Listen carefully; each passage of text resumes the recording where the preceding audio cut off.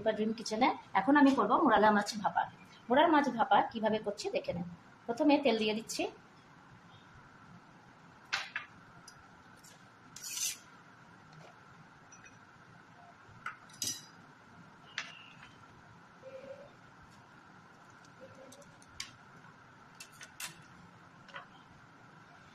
কাঁচা লঙ্কা, পেঁয়াজটা ভেজে নিয়েছিলাম, একটু পেঁয়াজটা দিয়ে দিচ্ছি, ভাজা পেঁয়াজ।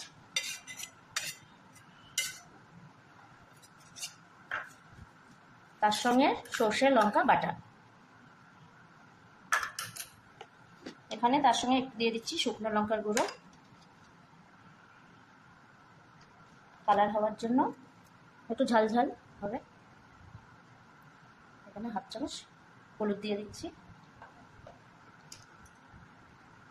এখানে আমি 1 বাটির মতন জল দিয়ে দিলাম, এখানে অ্যাড করে নিচ্ছি। মোরালা মাছটা ভেজে রেখেছি, এবার ভাজাটা দিয়ে দেবো এর মধ্যে। খুবই সুন্দর হয় শীতকাল, বেশি ঝামেলাও নেই। এখানে তার সঙ্গে আমি ভোলা মাছও দিয়ে দিলাম, এই মাছটা ভেজে নিয়েছি।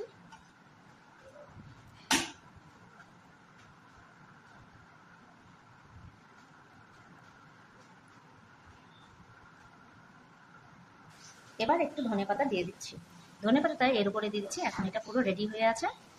এখন এটা আমি গ্যাসের উপরে স্টিম গ্যাসে যেহেতু ভাপাটা 15 মিনিট মতন স্লো গ্যাসে রেখে দেবো। তারপরে আপনাদের দেখাচ্ছি